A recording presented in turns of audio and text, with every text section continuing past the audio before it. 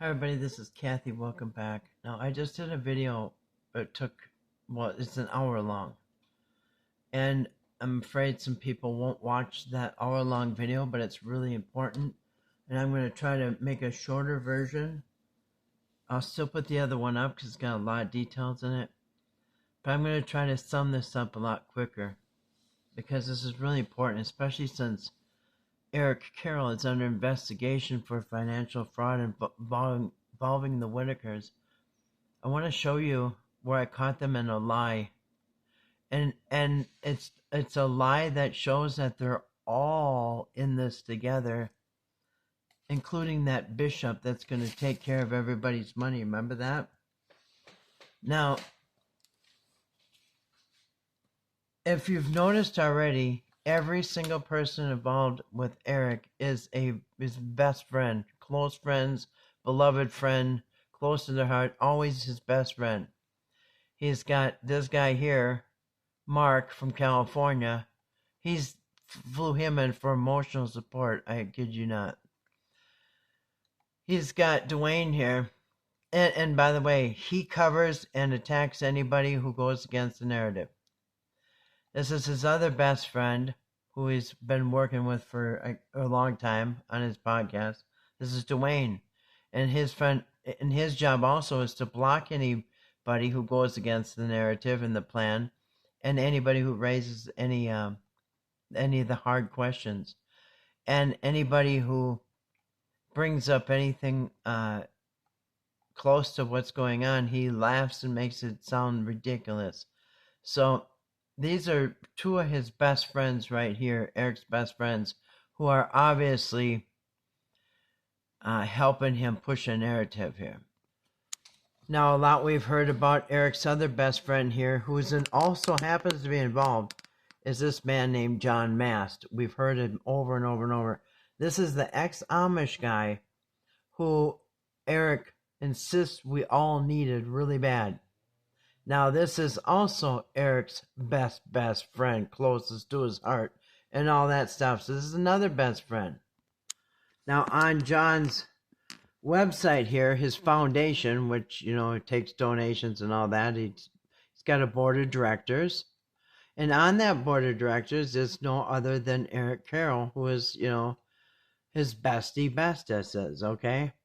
Now, the problem is Eric is connected to all this windfall of money that's coming in for the new log cabin that's going to be built by the Amish, right? So Eric's connected to the money, and Robert Mast here is connected to the money. I'm going to show you why. Now, what they're hiding a secret, though. They're hiding a secret. So they're connected, very, very well connected. Robert Mast and Eric Carroll. And that's Eric Carroll brought in his very best, one of his besties here, to help get that Amish home built.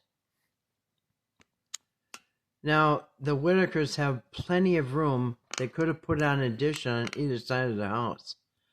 For under $100,000, they could have had the best house in the area.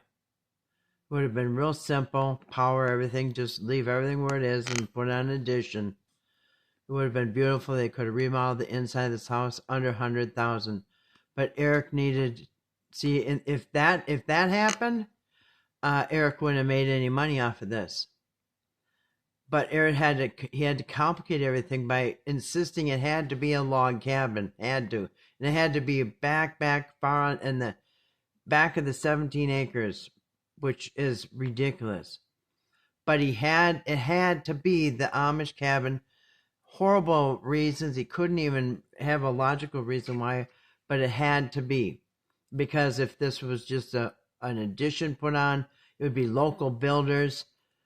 It wouldn't be that much money. It would be quickly paid for, and Eric wouldn't make a penny. Oh, and none of his friends would be involved. So, without the friends being involved, putting this addition on, Eric doesn't make any money because they'd be local builders. Now, if Eric insists on a log cabin, then again, you could just call in some local log cabin Amish log cabin builders. Now, if Eric really wanted an Amish built log cabin, which is ridiculous because that's $500,000 for a 5-bedroom Amish built cabin with no power or permits or anything like that. Very complicated and convoluted. But if it had to be a log cabin, Eric could have just picked up the phone and called these Amish builders near Odd, West Virginia, and they would have built the log home. 10 times the price, of course, but it would have been built, and Eric wouldn't have made a penny because he wouldn't know these Amish local people, and these aren't his friends, so it couldn't be these local people who you could just pick up a phone and call. Now, John Mast, who is Eric's best friend from Idaho, who ex-Amish, Eric calls this guy into the picture, okay, his best friend, and he promises Timmy that some way, somehow, I'm going to meet the Amish, because I used to be Amish. So, lucky for Eric, he's got a friend like me, and I'm going to go try somehow to convince those Amish to build you a new cabin in the woods, Timmy. Now, I don't know these people, but we're going to try our hardest to meet them and have them sign a contract.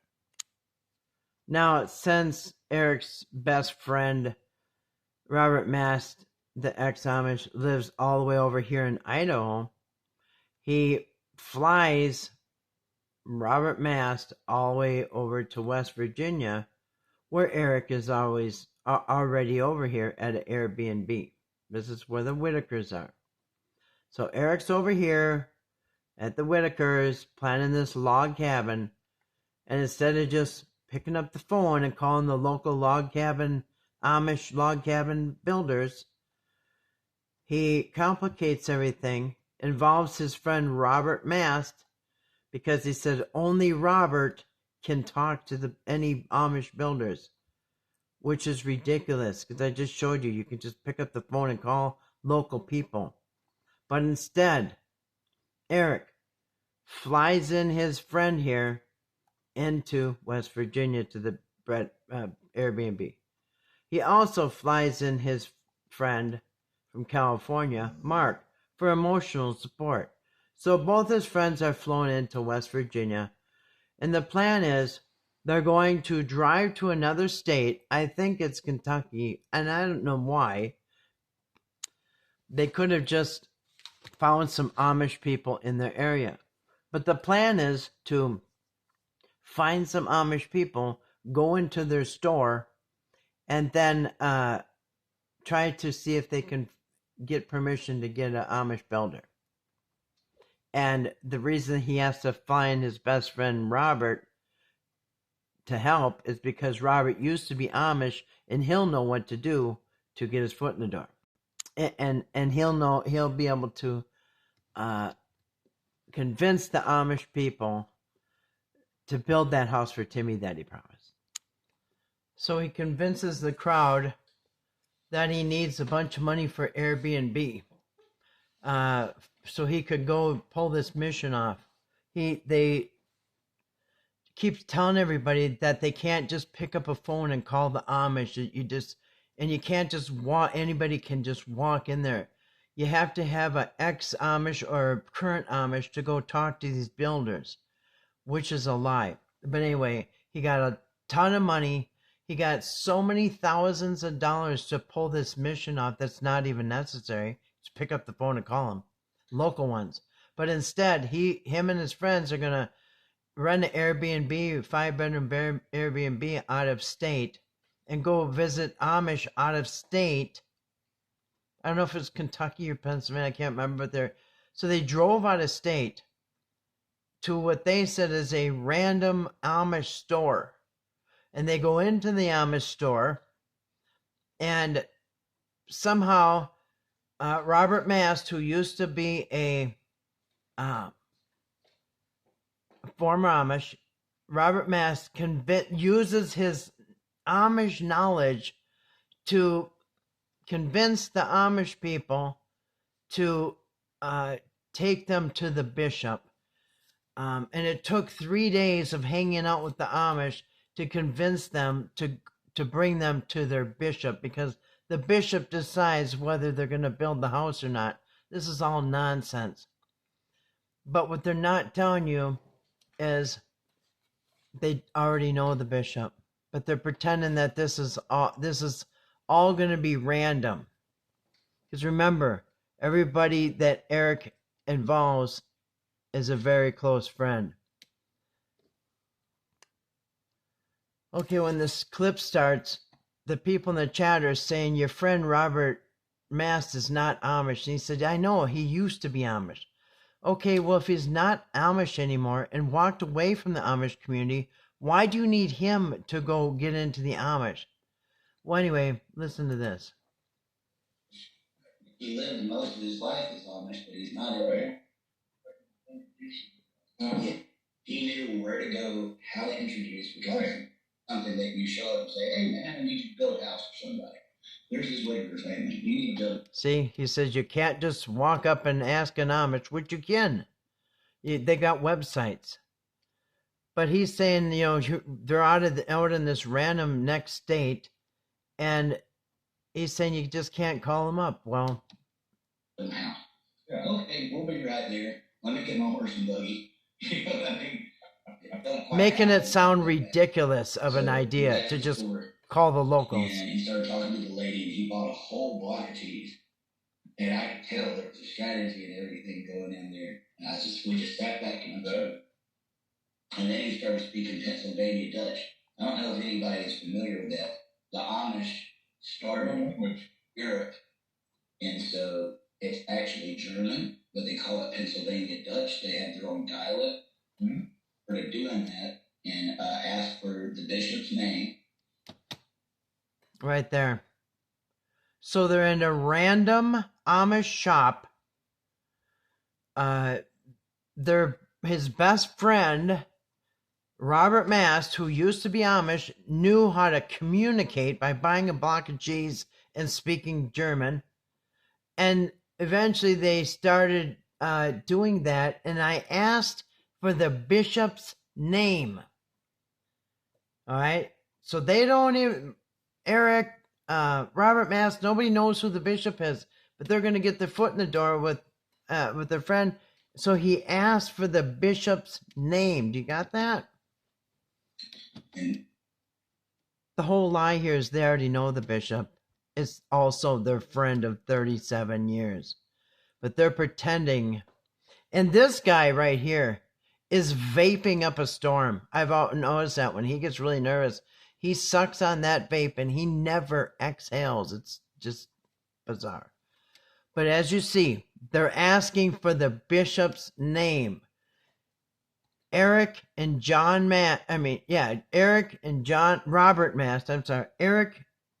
Robert Mast is asking for the bishop's name because they don't know the bishop, right?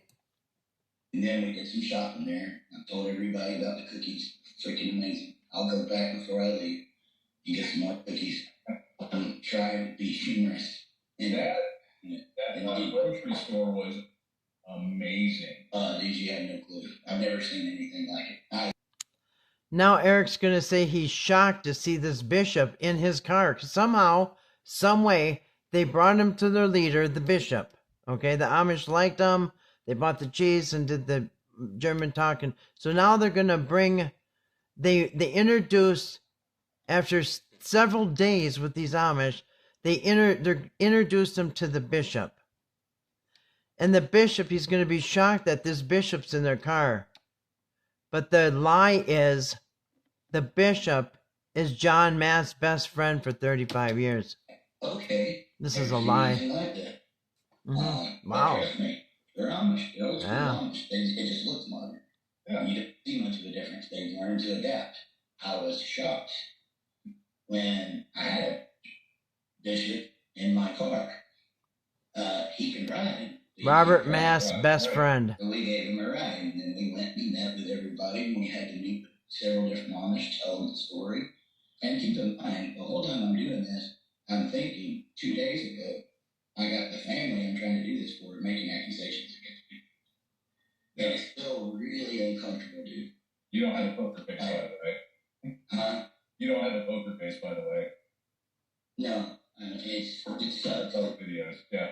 Yeah, I was trying, and when you look, dude, we pulled it off. They pulled it off. They said we respect what you're doing. And I asked any video that you saw, I got permission. They were okay with it. Try to clear up as much as I can. Guys, go to Google. Google's your friend.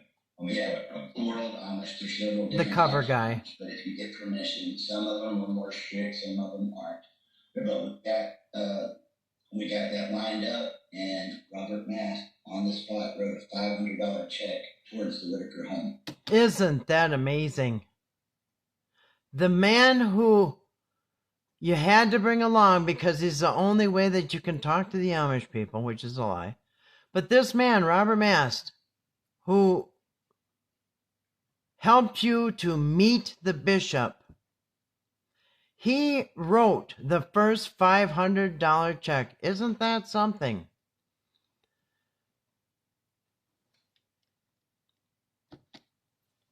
He was the first one to put seed money in it. Seed money to make it grow. After he bought his own plane ticket from Idaho, he came over here and left I his sure family, did. Whom his wife had just had a broken femur and hip surgery. Okay, so this Robert Mast, who left his wife with a broken femur and hip to fly across the United States to help everybody meet the bishop in a different state the Whitakers even live in, knowing darn well as an ex-Amish or even a person with a brain, you know what I mean? Anyone I think would know, but ask around if you really wanted to know. You could find out that, you know what, you could have just talked to any Amish without this man here. But this man here just wrote the first check, okay? He wrote the first check to the bishop because the bishop, who they just met, agreed to build the house, and because of this man here. So Timmy might get that house. Okay. Does any of this make sense? The guy left his wife, elderly wife with a broken hip and broken femur, to come help this unnecessary thing where they're going to drive to another state, go to a random Amish store, hang with them for 3 days till they bring it to this bishop. Then the bishop's riding around your car, you're in the bishop's home, pretending not to know this bishop to the crowd, right? Go ahead, keep talking. Some of the most loving people you will ever see in your lives, guys. And we have a very close relationship. So I will tell you this. If I was going through this and didn't have Mark and Robert here right now, what I would do. Yeah. They were here for a reason. God knew what he was doing. Yeah. But we had a very successful day. And I was like, man, I can't wait to tell Betty. They're going to do it. And this was my plan from the very beginning. I thought about a 501c3 in the beginning, but once I met with Robert and the Amish got talked about, it's like, yes, they have. Okay, he thought about something legal, but you know what?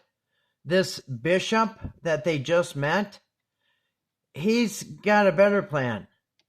Just have all the GoFundMe money go to the bishop, because the bishop doesn't really put his money in the bank. He has his own bank. A financial committee, we would have been able to get the donations, and it would have went straight to a bank in the Amish community where they have not just one person, they have a committee that would watch it over that and protect it. So they have a lot of people. They just put it in this big pot, and a bunch of people watch over it, and they don't deal with banks. So that was my goal from the very beginning. I'm sure. Anybody that wants to say you're doing this for money or you're doing a scam or. And this is what he thought was the brilliant part. And this is the part you got to really, really pay attention. He's going to tell you that with this bishop taking all the money in a not even a real bank. This bishop having this bishop that we don't know, he's going to have all the money, and I'm not even touching it. So I know you guys think I'm doing this and I'm going to get some money out of it. I won't. And this way you guys know it'll go to this other bishop guy. I don't even know this other bishop guy. So how could I have any? The money goes to them. Right. Look, not in my hands. Right. I know that kind of stuff happens. That's yeah, see? Separated himself from the money. They didn't want the money. Right. So they liked it. They liked it. That idea, and they said they respected me for setting that up. And they said we can see why you would want to separate yourself. Separating himself from the money. He's separating himself from the money, okay? So nobody's going to think Eric got anything. But guess what? That bishop that they're giving all the money to in an unmarked account, it'll have to be at least $1 million to pull this off. Instead of just a $50,000 addition, we're going to have $1 million. We're going to need $1 million to pull this off. And it's all going to go into this bishop that we don't know, this Amish bishop that's going to come from another state now and build our house with no building permits and no electricity. Okay. But Timmy needs that house, right? Well, here's where they slipped up. And it was their little friend here. Remember Deuce? His name is Mark. He's one of them ones that he flew in, rented a 5-bedroom Airbnb for him, Mark, and John Mast, the one who just pulled off a miracle and got some strange bishop from another state that none of them ever met before. Somehow they're in the guy's house and the guy's driving around their car, all right? But somehow this bishop is going to do this job. But guess what? This man right here slips up, and he slipped up a lot. Every time he got on the camera, he put his foot in his mouth, and you're going to see the reaction on him. He's going to blow it. He's going to slip and tell everybody that Robert Mast has known that bishop for 37 years. Yeah, that bishop, they pretended that they just spent thousands of dollars to mysteriously meet for the first time. All right, Mark, put your foot in your mouth. Well, try to watch. Just to be introduced to the Amish is it's not like, watch. Hey, anybody know any Amish? And we got, yeah. And again, he's going along with it, trying to convince everybody that, wow, it's great seeing Amish people, because you just can't pick up the phone and talk to Amish people. Yes, you can. There are numbers there about Amish builders right by the Whitakers. Somehow you're in another state trying to still convince everybody there's no way to get a hold of them unless you got Robert Mast. Anyway, go ahead. What were you saying? Just to be introduced to the Amish is it's not like, hey, anybody know any Amish? And we got, yeah. It's it's the relationship that was built with Mr. Mast, and he was the introduction. And that takes time. That we set aside 3 days for that. So 3 days they spent to build a relationship with this strange Amish community in another state so they could meet this bishop, okay? Task alone. We were just fortunate enough because of Mr. Mast's. He knew the bishop from 35 years ago.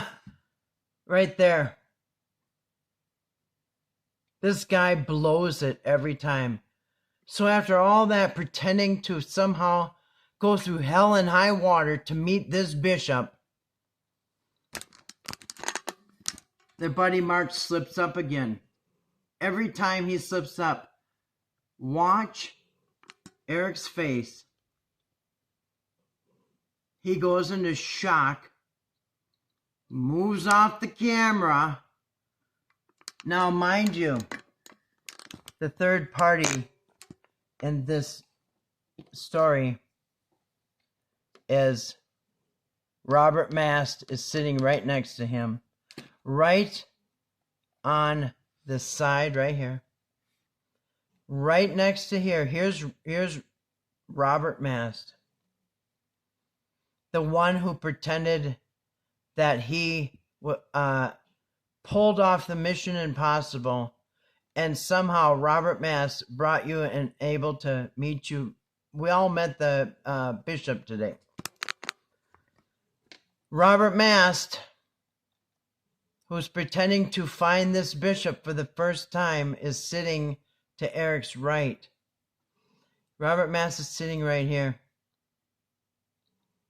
When he says that Robert Mast knew that bishop for 35 years, after all this lying,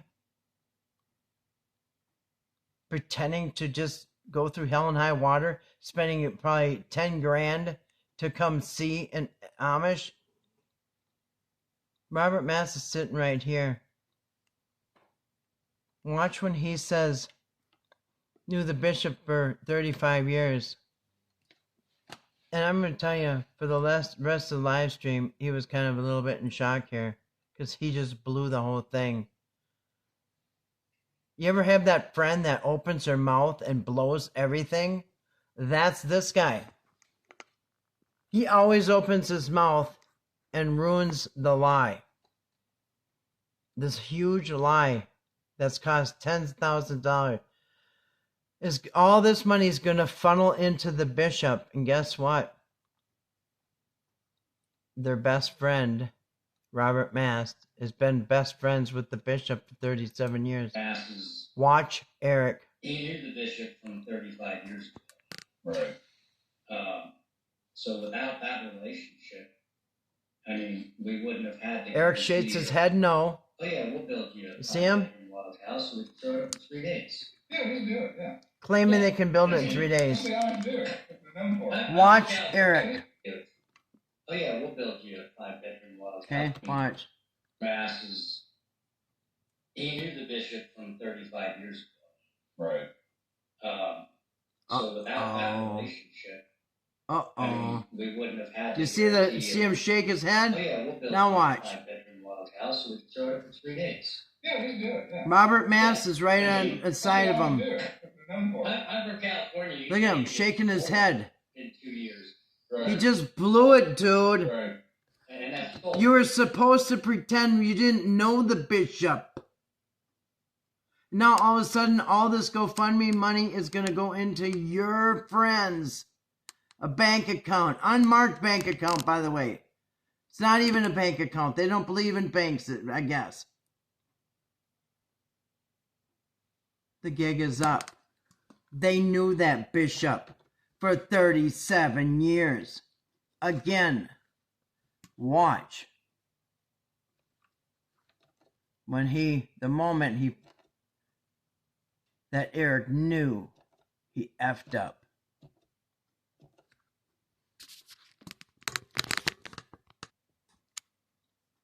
And he's clueless. And he just keeps blabbing on and on and on and on.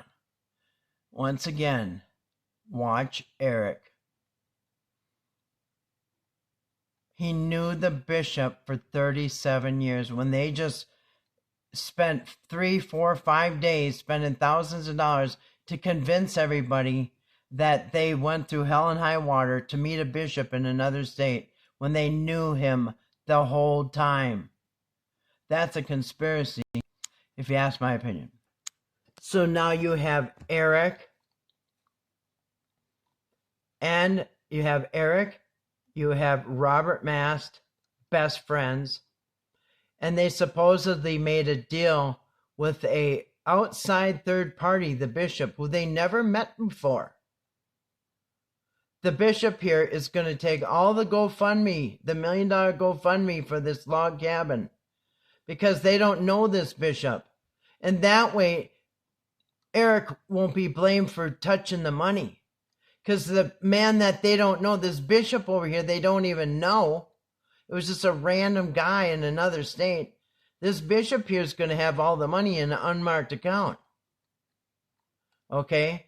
Because I mean, thank goodness he had his friend here, Robert Mast. But it turns out this unknown bishop that's going to take all the money in an unmarked account is Robert Mast's best friend for 37 years. So no, it's not an unknown third party that Eric's hands are clean. You can't go meet these people. You got to have somebody like Robert Mast. Yeah, thanks, Robert. You know what? You forgot to tell us. You already knew that bishop for 37 years. But here's the photo op, the hug. And you know what this photo is? Thank you, Robert Mast, for helping us find a strange bishop out there somewhere who'll take all of our money and funnel it into his unmarked account. Thank you. We couldn't have done it without you, Robert Mast. Thanks for helping us find that random bishop out there nobody knew. Once more for the road. It's the relationship that was built with Mr. Mast, and he was the introduction. And that takes time. That we set aside 3 days for that task alone. We were just fortunate enough because of Mr. Mast's. He knew the bishop from 35 years ago. Right. So that relationship, we wouldn't have had to. Eric didn't like that one. See him wiggle his head back and forth? No. Yeah, I mean, That's what I would do. Yeah, he blew it, Eric. He blew it. Right. You forgot. And that's He forgot you were supposed to know each other. Yeah, that'll take 2 years. Look at him. Right. That's Robert Mast on the other side of him, the third one in the conspiracy with the money, in my They're opinion. like, yeah, we can do it. They said average 3 days. Average The fastest they had done it was 2. That would be. So it turns out they're all in it together, all best friends. You've got Eric Carroll. You've got his friend from California and Dwayne, who runs the narrative or the whatever, these two. And then on the other side of him, he's got, these three are in the money here. These three are connected in the money, particularly these two. So you got Eric Carroll running the fundraiser. It's going straight into the pocket of his two friends here. You got, for sure, the bishop. Okay, now Eric's best friend, remember, is Robert Mast, and his best friend is the bishop, where all the money's going. Eric said, as his hands are clean, I'm not touching it, but your best friend's best friend is touching it. So you can see conflict of interest, and in my opinion, it really looks like a conspiracy, especially since he's under the fraud investigation. I mean, all the police would have to say is, hey, John, why would you have to go through all that traveling and everything to talk to a random Amish builder when we all know, especially you, that they could have just called their local Amish builder if that's what they wanted, if they wanted that log cabin. That's my answer. My question for you, John. Why don't you just tell them as a former Amish, hey, Eric, you know, Amish people do this. Just Google it and call the local guy down the road, the guy in your area. But instead, this just shows you he's compliant because he would have known right off the bat. He doesn't even have to get in the car. He can just do this on the phone. Tell you the Amish guy. Anybody can find out Amish builders. But my second question for John is, why did you pretend you didn't know the bishop? Why did you pretend you went to the cheese store and bought all that cheese and had to speak German and spend 3 days with the Amish before you met the bishop when you've known him for 35 years? And that bishop is where all that money is going to go from the GoFundMe and unmarked account and your best friend's bank account. And you're also best friends with Eric Carroll, who is on the same board, your own board of directors. Eric runs the fundraiser. and his best friend here who's involved, all the money goes into his best friend's account that he's known for 35 years. Doesn't sound too good. And Eric and John, are you going to tell the investigator, the police, that you knew the bishop the whole time and that's where all the money is going into? Your guys' best friend's account? The same police that are investigating you and Patrick for money fraud for all this? Yeah. I'm sure they'd probably want to know about this. Thanks for watching.